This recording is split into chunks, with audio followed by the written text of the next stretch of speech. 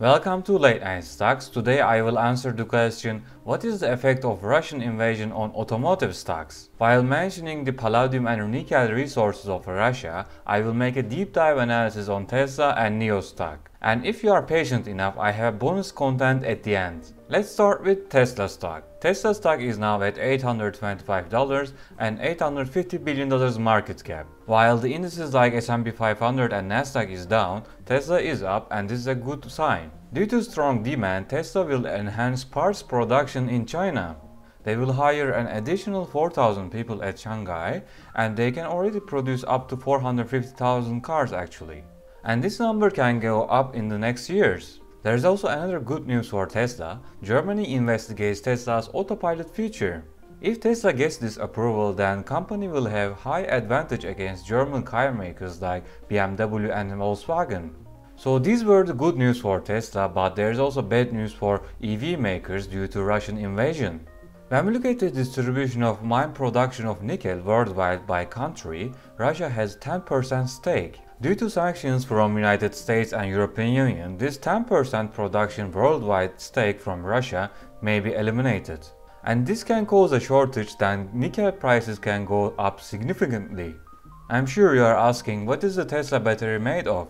Actually, they have two kinds of batteries. New batteries will use lithium iron phosphate chemistry rather than nickel cobalt aluminum, but this second type, nickel cobalt aluminum, will be still in use in the long range vehicles. And most of the car makers use this nickel cobalt aluminum battery, so most of the EV makers will be affected by this Russian invasion.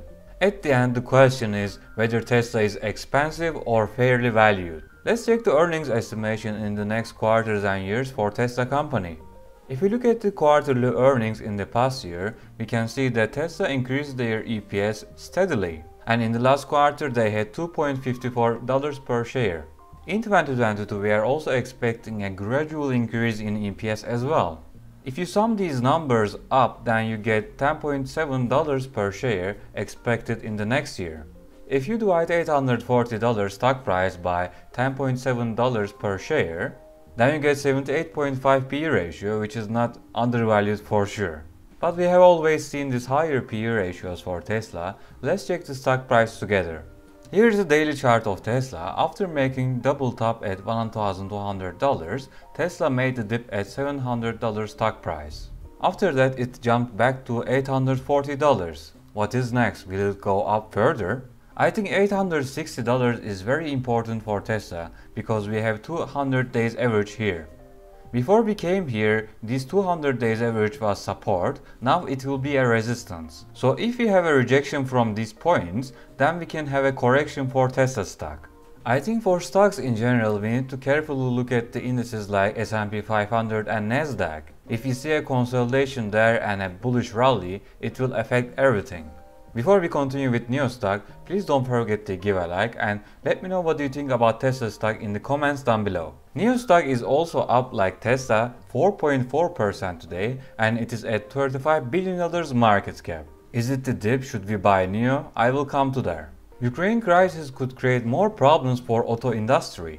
We talked about nickel that can cause a problem in the battery production, but there can be another problems from palladium. Here is the pie chart for palladium production by countries. As you can see, Russia has 44% of the production, so they are one of the key players. I'm sure you're also asking what about the usage of palladium in the world. Here is the palladium usage on a global scale, and 67% is used in automotive. Palladium is used in the catalytic converters, which can be found in all gas and diesel powered vehicles. If the sanctions from United States and European Union affect the palladium supply from Russia, then automakers would have to find alternative supplies, or they wouldn't able to build vehicles with internal combustion engines. So this is very critical for companies like Volkswagen, Renault and Toyota.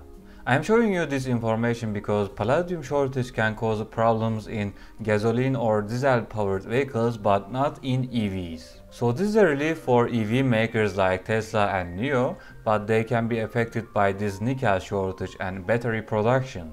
Before going into Nio stock price analysis, I want to show you the Nio's performance versus XPeng and Li Auto. Here you see the monthly deliveries by Nio, XPeng and Li Auto. As you see in the second half of the 2020, Nio was delivering a lot more vehicles than XPeng and Li Auto. But after that, with the problems in the production expansion and chip shortages, XPeng and Li Auto started delivering more vehicles than Nio in the last 2 months. Production ramp-up is key for automakers. If you are slow, then other competitors will take your customers. We saw the same problems in Rivian as well. So these problems in the production ramp-up for Nio doesn't give me a motivation for higher growth. If you look at the quarterly earnings, we had more losses in the past year compared to 2020. And for this year we don't expect profitability, so this caused another problem for investors. Nio started very good with the high expectations and high premises, but they couldn't fulfill them. Okay, what about the stock price? In November, Nio Stock was $44, and since then Nio Stock is in free fall. With the news of war, Nio made the dip at 1850 and jumped back to 2182 recently.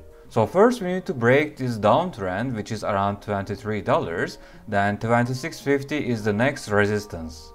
I think this week we will mostly have bad news, so there is also a possibility for double dip at 1850. But in a couple of weeks we have Fed's meeting.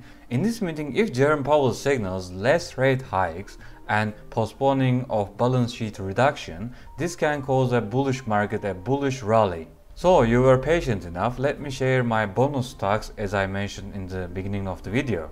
With Ukraine crisis, raw material prices may see a rise and steel output to be hit. There are two reasons for that. One is steel demand. If there is war, then there will be more demand for steel because of these equipments. Another point is the raw materials we use in the steel production. One of the key raw materials is vanadium. If you look at the top 4 vanadium producing countries, China is the first and Russia is the second. So if you exclude China compared to South Africa and rest of the world, Russia has a huge stake on this. If you have limitations, then steel companies will have higher prices. Let me show you a couple of examples of steelmaker stocks. These companies have two things in common: low PE and strong balance sheet. For example, United States Steel Corporation, ticker symbol X, $7 billion market cap and 1.8 PE ratio. Another example, a Luxembourg company, ArcelorMittal, ticker symbol MT, market cap is $29 billion and PE ratio is 2.35. And the last example is Cleveland-Cliffs, ticker symbol CLF, which is at $11 billion market cap and 4 PE ratio. So as a result, we need to carefully look at the indices like S&P 500 and Nasdaq. Once we have direct consolidation, then we can go for stock shopping. In the meantime, you can check these steelmaker companies and let me know what you think in the comments down below. Please don't forget to give a like and subscribe to our channel. Have a nice day.